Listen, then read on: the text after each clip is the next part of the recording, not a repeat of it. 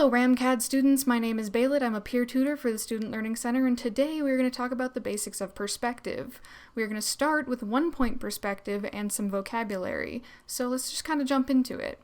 Here we have our page, and here we have our horizon line. Generally, this is a straight horizontal line that describes where the ground plane and the sky plane intersect. Typically, it defines the sky from the ground, hence being called the horizon. Our next word for the day is going to be vanishing point.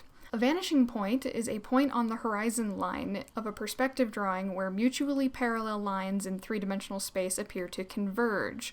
One way to think of this is if we were to break up either side of the horizon line into sky and ground just for visualizing.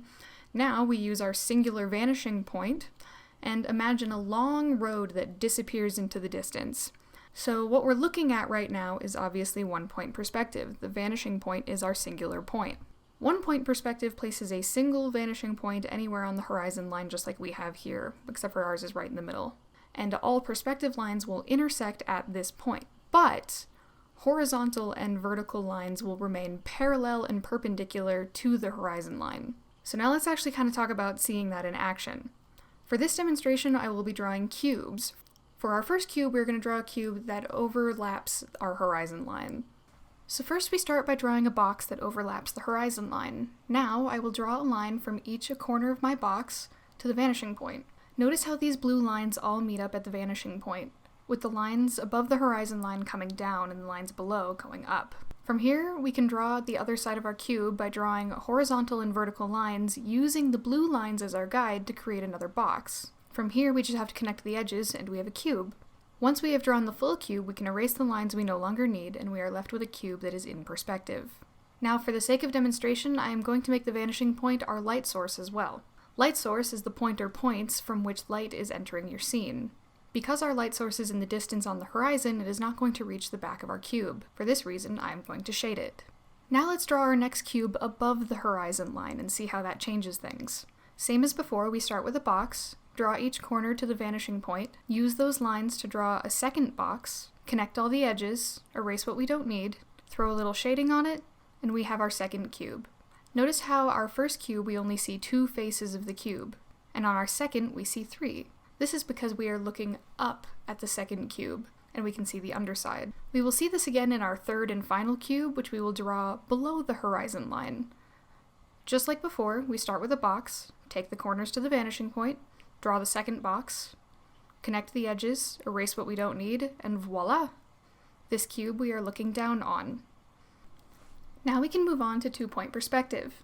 2-point perspective places 2 vanishing points along the horizon line. Generally, the farther apart the points, the less distorted the drawing will be.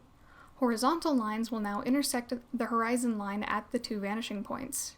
Vertical lines will remain perpendicular to the horizon line. Vanishing points do not need to be on the paper unless required by the assignment.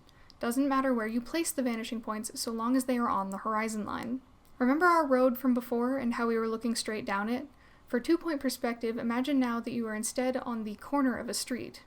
Now there are 2 roads that disappear into the distance.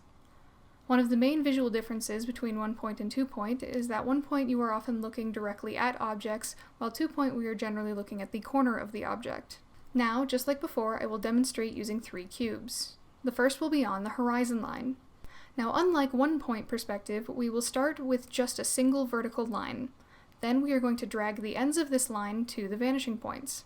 From here we will use the blue points as our guide to draw 2 more vertical lines for our box. Now we use the ends of those lines and drag them to the vanishing points to get our cube.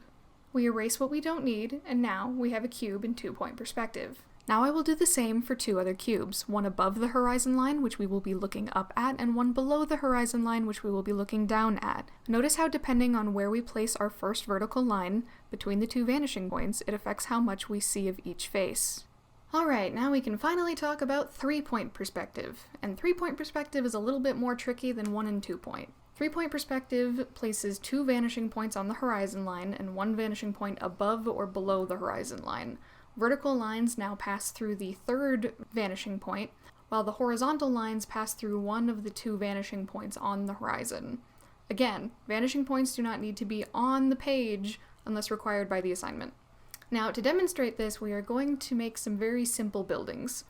First, we are going to move our horizon line down to the lower part of our page so we can talk about worm's eye view, which is how we refer to three-point perspective that looks up from the ground. And remember, none of the vanishing points nor the horizon line have to be on the page for this, mine just are for the sake of example. Now that our horizon line is down here, we need to add our third vanishing point, which we will place at the top of our page in the center. We are going to make a straight vertical line from this vanishing point to the bottom of the page. From here, we are going to mark off a point higher on the line that we just drew.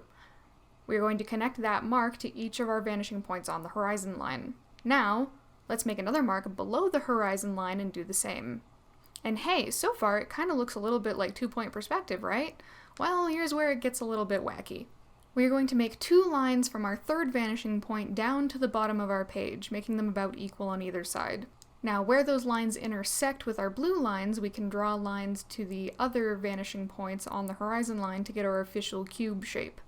Now, I'm just going to add some funny little windows by drawing some more equal lines from our third vanishing point and marking off more points to pull to our horizon line vanishing points, which we are going to use to show how our windows would work in perspective. Now we erase what we don't need, and we have a building at worm's eye view in three-point perspective. Now the other type of three-point perspective is called bird's eye view, and it's the inverse of what we just did. We will move our horizon line way up to the top of the page, make a third vanishing point at the bottom center of our page, draw a straight vertical line from our third vanishing point up to the top of the page, choose 2 points on that line that we just made to draw to the horizon line vanishing points, draw lines from our third vanishing point equally to the top of our page, use where the lines intersect to draw them to the horizon line vanishing points to get the top of our building, a few more equal green lines and points on the vertical line to draw to the horizon line points for some windows, add it all together, erase what we don't need, and now we have a bird's eye view of another weird building. And that is the basics on perspective. Thank you for watching, and if you need more help, please reach out to the Student Learning Center. Bye!